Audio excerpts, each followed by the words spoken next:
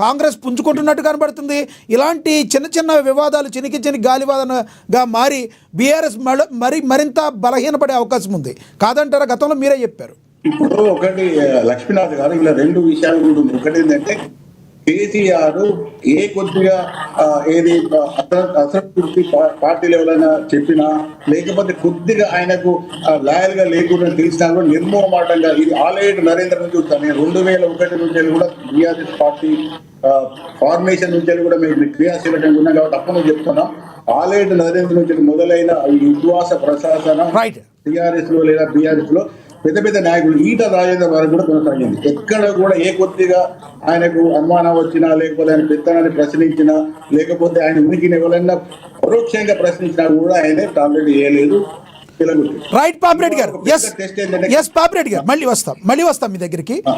మనం బీఆర్ఎస్ రామ్మోహన్ గారు కనెక్ట్ అయ్యారు, ఆయనతో మాట్లాడదాం. రామ్మోహన్ గారు నమస్తే అండి. నమస్తే అండి. రామ్మోహన్ గారు, మీతో మాట్లాడే ముందు మన దగ్గర 2 బైట్స్ ఉన్నాయి. అద్దంకి దయాకర్ గారు, బల్మూరి వెంకట గారు మాట్లాడారు. ఆ బైట్స్ చూశాక మీతో మాట్లాడతాం. బీఆర్ఎస్లో రాజకీయ కలకల రేగుతున్నట్టుగా కనబడుతున్నది.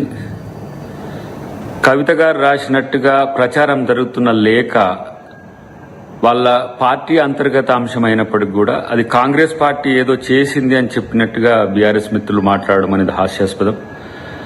కాంగ్రెస్ పార్టీకి ఇలాంటి ఫేక్ న్యూస్ను, లేఖలను ఇతర పార్టీలకు సంబంధించిన అంశాల విషయంలో కల్పించుకోవడం అనేది కాంగ్రెస్ పార్టీ చెయ్యదు. ఒకటి. రెండవది, వారు ప్రస్తావిస్తున్నట్టుగా ప్రచారం అవుతున్న అంశాలన్నీ సోషల్ మీడియాలో కానీ మెయిన్ స్ట్రీమ్ మీడియాలో కానీ ఈరోజు అది పెద్ద బ్రేకింగ్ ఇష్యూ అయింది. ఆ అంశాల్లో వారు గతంలో చేసిన వివిధ వేదికల మీద చేసిన ప్రకటనలకు ప్రతిరూపంగానే మనకు కనబడుతున్నది. ఈ రోజు చాలా స్పష్టంగా మేము మాట్లాడే మాటలు ప్రజలకు ఉన్న అనుమానాలు చాలా సూటిగా స్వయంగా మీ పార్టీలో ఉన్న శాసన మండలి సభ్యురాలు స్వయానా మీ చెల్లె ఈ రోజు లేఖలో నేను ప్రశ్నిస్తుంది. ఏదైతే మీకు బీజేపీ పార్టీకి ఉన్న సఖ్యత, మీటింగ్ లో మీ నాయన గారు బీజేపీ పార్టీ పైన విమర్శలు చేయకపోవడము, గ్రాడ్యుయేట్ ఎలక్షన్స్ లో మీరు అభ్యర్థిని పెట్టకుండా బీజేపీ పార్టీకి అది లాభం చేకూర్చే విధంగా మీ యొక్క ప్రవర్తన, దానితో పాటు తెలంగాణ ప్రజల కోసము, బడుగు బలహీన వర్గాల కోసము బీసీ కులగణన పైన, ఎస్సీ వర్గీకరణ పైన మీ మీటింగ్ లో ప్రస్తావించకపోవడము, ఏదైతే మీది కల్వకుంట్ల కుటుంబం కాదు కలహాల కుటుంబం అనే విధంగా స్వయంగా నీ చెల్లెనే ఈ రోజు అనేకమైన ప్రశ్నలు నేను అడగడం జరిగింది. ఈ రోజు చాలా రామ్మోహన్ గారు ఏమంటారు? సామాన్యంగా ఇప్పటి వరకు కూడా ఇలాంటి ఏమి మీరు ఎదుర్కోలేదు. ఒక రకంగా చెప్పాలంటే వాళ్ళు కొట్టుకున్నారు, ఈ రకంగా ఉంటారు, వాళ్ళ కలహాల కుటుంబాన్ని బయట నుంచి ఎంజాయ్ చేస్తున్న పరిస్థితి ఉండేది ఒకప్పుడు మీ పార్టీలో. ఇప్పుడు మీ పార్టీ ఎదుర్కొంటుంది. కవిత గారు రాసిన లెటర్ ఒక రకంగా తిరుగుబాటు బావుటాగా భావించవచ్చా? ఎందుకంటే హరీష్ రావు గారి దగ్గర నుంచి ఏదైనా ప్రాబ్లం వచ్చుద్దామని రకరకాల మాటలు ఉండేవి. కానీ చూస్తే మొత్తం టోటల్ సీన్ రివర్స్ లాగా కనబడుతుంది. ఏమంటారు మీరు దీన్ని? ముందుగా పెద్దలందరూ నమస్తే. నమస్తే అండి.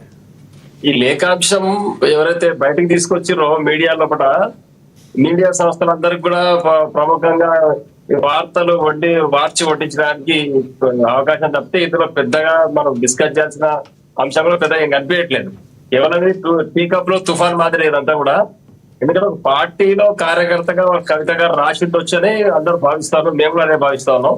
ఎందుకంటే ఇప్పుడు కవిత గారు చెప్పాల్సిన అవసరం తను రాసిందో లేకపోతే ఎవరైనా సృష్టించారు అనేది బయటపడాల్సిన అవసరం ఉంది. వారు అందుబాటులో లేరు. మరి 2వ తారీఖు రాసిన లేక 23వ తారీఖు నాడు బయటికి రావడం, మరి ఈ కార్యాలయం కవిత గారి కార్యాలయం నుంచి బయటకు వచ్చిందా లేకపోతే కేసీఆర్ గారి ఇంటి నుంచి బయటకు వచ్చిందా తెలియాల్సిన అంశం ఉందండి. ఎందుకంటే అందులో డైరెక్ట్ గా వాళ్ళు మ్యాటర్ లోకి ఎంటర్ అయ్యారు. లేఖ కనిపిస్తా ఉంది డాడీ అని పైన సంబోధించి క్లియర్ గా మొత్తం రాయడం జరిగింది. మరి డాడీ అని కవిత గారు వాళ్ళు పిలుస్తారు, మేమేదో అనుకోవట్లేదు. ఎందుకంటే బాబు అని పిలుస్తారు వాళ్ళు కేసీఆర్ గారిని.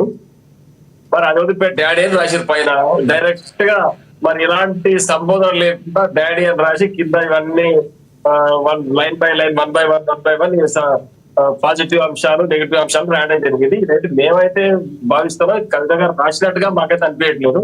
ఒకవేళ కవిత గారే రాసిందే 20 రోజుల గ్యాప్ ఎందుకు వచ్చింది అనేది మనం వచ్చిన తర్వాత తెలుస్తుంది ఈ విషయం. అంతవరకు మనం అన్ని న్యూస్ ఛానల్లో పత్రికల్లో ప్రముఖంగా ఈ న్యూస్ 2 రోజుల న్యూస్ లో కాంగ్రెస్ పార్టీ సంతోషపడుతుంది మీరు చూపించినందుకు. దీంట్లో మీరు చెప్తారు ఇప్పుడు చెప్పండి రామ్మోహన్ గారు పార్టీ అంతర్గత కుమ్మలాటలకు వేదిక అవుతుందని చెప్తున్నారు. ఇది పూర్తిగా దానికి దీనికి ఎలాంటి సంబంధం లేదు, మన ఊహాగానాలు మాత్రమే ఇది.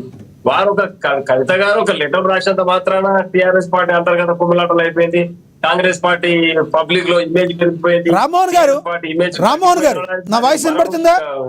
రామ్మోహన్ గారు నా వాయిస్ వినపడుతుందా? ఎస్ రామ్మోహన్ గారు, లెటర్ రాసినంత మాత్రాన ఏదో జరిగిపోతుందని కాదు, కానీ ఇంతవరకు అందరూ ఏకాభిప్రాయంగా ఉండే లెటర్ రాసే అవకాశం రాలేదు. కానీ ఇప్పుడు లెటర్ రాయటం అనేది కూడా ఒక న్యూసే కదా. ఎందుకు లెటర్ రాయాల్సి వచ్చింది? మీరు అన్నట్టు అది జరిగిందా జరగలేదా కాదు, కానీ ఒకవేళ జరిగితే అని మీరే అంటున్నారు కదా. నిజంగా ఆవిడే రాస్తుంటే ఎందుకు రాయాల్సి వచ్చింది? ఆ రకంగా రాయడం గల ప్రధాన కారణం ఏంటి? ఆవిడకి ఇంపార్టెన్స్ లేదా? పార్టీలో ఆవిడ మాట మీద లెక్కలేదా? ఇంకెవరన్నా తీసుకుంటున్నారా మెయిన్ లీడ్ అనే రకరకాల అనుమానాలు. ఇందులో ఒక పార్టీ కార్యకర్తగా కేసీఆర్ గారి కుమార్తెగా వారు వ్యక్తిగత అభిప్రాయాలు వెలుగు చూడవచ్చు. అంత మాత్రం టిఆర్ఎస్ పార్టీ ఇమేజ్